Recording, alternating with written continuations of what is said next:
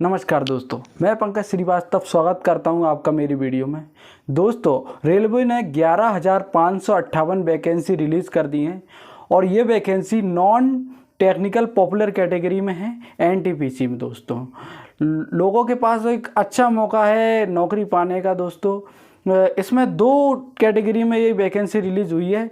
हम सारी बातें करेंगे, कैसे एग्ज़ाम होता है उस बारे में चर्चा करेंगे, किस तरीके की बुक लिस्ट आपके लिए आवश्यक होगी जिससे आप पेपर को क्वालिफाई कर पाएँ उसके बारे में बात करेंगे। दोस्तों, क्या एज क्राइटेरिया रहेगा, क्या जो है वो एजुकेशन क्वालिफिकेशन रहेगी, सारी बातों में हम बात करेंगे। दोस्तों, तो आप अंत तक वीडियो को देखिए जिससे आपको सारी जानकारी एक ही वीडियो से मिल सके। दोस्तों, सबसे पहले बात करेंगे इसमें जो है ग्रेजुएशन लेवल पर और 10+2 लेवल पर 2 तरह की वैकेंसी आई है। ग्रेजुएशन लेवल पर 8,113 पद हैं जिसमें स्टेशन मास्टर, गुड्स गार्ड्स और टिकट कलेक्टर जैसे बढ़िया पद हैं जो आपके लिए बहुत ही अच्छे हैं।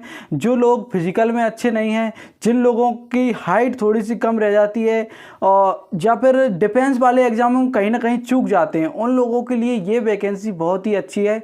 जो बच्चे इसकी तैयारी करेंगे उनके लिए बहुत ही फ़ायदेमंद होगा। और ये वैकेंसी जो 11,558 आपको दिख रही हैं, ये वैकेंसी अभी बढ़ेंगी, तो इसलिए आप निराश मत होइए और तैयारी में लग जाइए।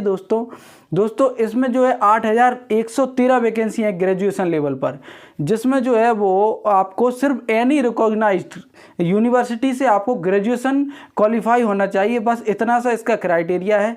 और 10+2 लेवल पर भी 3,445 वैकेंसी है।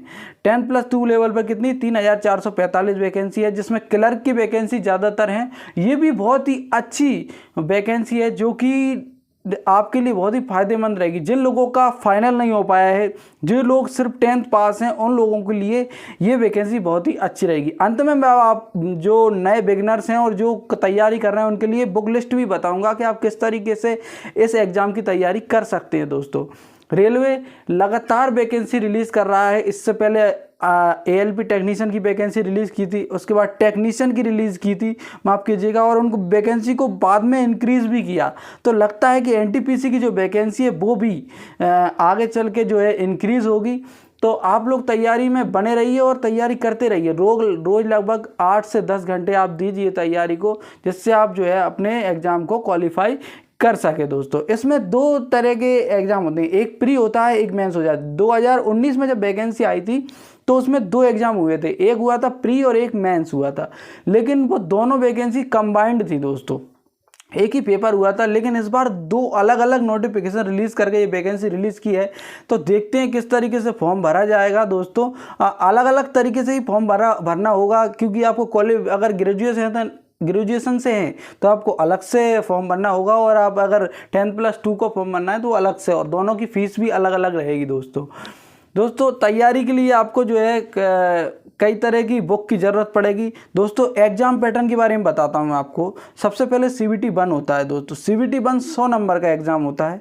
इस 100 नंबर के एग्ज़ाम में जनरल अवेयरनेस के आपको जो है वो 40 क्वेश्चन देखने को मिलते हैं, मैथ के 30 नंबर क्वेश्चन देखने को मिलते हैं, वहीं रीजनिंग के आपके जो है वो 30 नंबर के क्वेश्चन देखने को मिलते हैं। इस तरीके से आपके 100 नंबर का प्री जो है वो होता है। इस प्री को क्वालिफाई करते हैं, जैसे कि 2019 में हुआ था। 2019 में 70% जो नंबर इन प्री में लेकर आया था वो लड़के जो है मेंस के लिए गए थे। तो मेंस में जो है वो 120 नंबर का पेपर होता है, जिसमें जो है वो 50 नंबर की जनरल अवेयरनेस आती है और 35 नंबर के मैथ और 35 नंबर की रीजनिंग आती है। दोस्तों, तो इसलिए ये एग्ज़ाम जो है बहुत ही इंपॉर्टेंट हो जाता है, क्योंकि प्री के बाद मेंस का बहुत ज़्यादा महत्व इस एग्ज़ाम में हो जाता है। दोस्तों, किस तरीके से तैयारी करना है उसके लिए आप मत घबराइए, मैं आखिरी में आपको पूरी जानकारी दूंगा किस तरीके से आप उस एग्ज़ाम की तैयारी कर सकते हैं। दोस्तों, तो जैसे ही आपने CBT 1 क्वालिफाई किया, आप CBT 2 में पहुंचेंगे। CBT 2 क्वालिफाई किया तो फिर आपके जो है डॉक्यूमेंटेशन या फिर आपका जिस भी एग्ज़ाम में आप बैठ रहे हैं उसके लिए स्किल टेस्ट की आवश्यकता होगी। जैसे आप 10+2 एग्ज़ाम देते हैं तो उसके लिए आपको जो है वो टाइपिंग टेस्ट अनिवार्य है। आपको इंग्लिश में 30 वर्ड पर मिनट और हिंदी में 25 वर्ड पर मिनट की स्किल टेस्ट आपको देना होगा। उसके बाद ही आपका सिलेक्शन हो पाएगा 3rd स्टेज के लिए, जो कि डॉक्यूमेंटेशन होता है। दोस्तों कैसी बुक लिस्ट है, देखो मैं आपको बताता हूँ। इसमें जो है अगर आप बात करें तो लगभग 4 सब्जेक्ट मेन हैं, जिसमें आप बात करें तो जीएस, एक जीएस है, दूसरा मैथ, तीसरा रीजनिंग और चौथा साइंस का इसका वेटेज होता है। जीएस में सब आ जाता है, जीएस में साइंस आ जाती है, जीएस में ही आपकी जो है वो जीके आ जाती है, जनरल नॉलेज, और जीएस में ही आपका करंट अफेयर्स आ जाता है, और स्टैटिक भी इसी में आ जाती है दोस्तों। तो जीएस एक बहुत बड़ा फैक्टर होता है इस एग्ज़ाम को क्वालिफाई करने के लिए। तो जीएस पर आपको विशेष ध्यान देना होगा। जीके के लिए आप लूसेंट बुक को यूज कर सकते हैं, जिससे आप जो है जीके को मजबूत कर सकते हैं। दूसरा अगर बात की जाए अपन करंट अफेयर्स की, तो करंट अफेयर्स के लिए आप स्पीडी की बुक ले सकते हैं, या कोई भी एक बुक जो ईयरली पूरा करंट अफेयर्स आपको दे दे, उस बुक को आप ले सकते हैं। और ध्यान रखें बुक आप जो है एग्जाम से 1 मंथ पहले ही लें, जिससे आपको जो है वो पूरा उस समय तक का पूरा करंट अफेयर्स आपको मिल जाए। हालांकि अभी आप 6 मंथ का लेकर भी बीच बीच में तैयारी कर सकते हैं, या फिर आप डेली वीडियो रूटीन अगर लगातार फॉलो कर रहे हैं तो उससे भी आपको फ़ायदा रहेगा। लेकिन आप बुक ज़रूर लें, जिससे आप 1 साल का करंट अफेयर्स कर सकें। उसके बाद अगर आप बात की जाए स्टैटिक की, तो स्टैटिक में भी जो है बहुत ज़्यादा है। तो स्टैटिक के लिए भी आपको कुछ मोस्ट टॉपिक पे ध्यान देना होगा। इस तरीके के टॉपिक देखना होगा आपको, जैसे नृत्य हो गए, या फिर वन हो गए, राजमार्ग हो गए, जैसे स्टैटिक टॉपिक को आपको विशेष ध्यान देना होगा। कई तरह की बुक आती है मार्केट में जो आप ले सकते हैं, जैसे गॉड फादर करके बुक आती है, वो आपको बहुत फ़ायदेमंद हो सकती है। तो अब ऐसी बुक को मैं आपको प्रेफर करना चाहूँगा। दोस्तों बात करेंगे मैथ की। मैथ में जो है वो मेन ये है कि अगर आप किसी को कोर्स को फॉलो कर रहे हैं तो आपको कोई दिक्कत नहीं है। अगर आप किसी कोर्स को फॉलो कर रहे हैं तो कोई प्रॉब्लम ही नहीं है। अगर आपका कोर्स आधा हो चुका है या फिर होने ही वाला है, तो आप पहले उस कोर्स को कंप्लीट कर लीजिए, जिससे आपका बेसिक पोर्शन कंप्लीट हो जाएगा।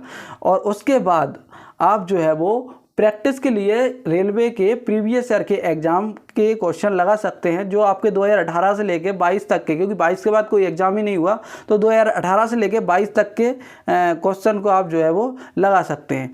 दूसरा, अगर आप किसी कोर्स को फॉलो नहीं कर रहा है तो आपके लिए मैं बुक भी बता देता हूं। अगर शारदा पब्लिकेशन की बुक है, जिससे आप अपना बेसिक बढ़िया तरीके से कंप्लीट कर सकते हैं, लेकिन आपको जल्द से जल्द करना होगा, क्योंकि एग्ज़ाम लगभग 6 मंथ के अंदर ही हो जाना चाहिए प्री का।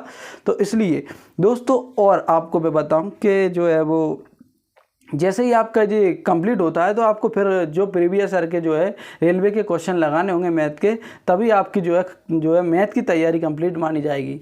कई तरह की बुक आती हैं प्रीवियस ईयर के एग्ज़ाम के लिए, जैसे कि गगन प्रताप सर की आती है 4000 प्लस, या फिर आदित्य रंजन सर की आती है, वो है 4000 प्लस जो बुक है, उसमें जो है रेलवे की पूरी जानकारी आपको जो प्रीवियस ईयर के एग्ज़ामों की मिल जाएगी। तो ऐसी बुक आप फॉलो कर सकते हैं। यूथ पब्लिकेशन की भी बुक आती हैं, तो उनको भी आप लेकर उनको भी आप जो है वो फॉलो कर सकते हैं।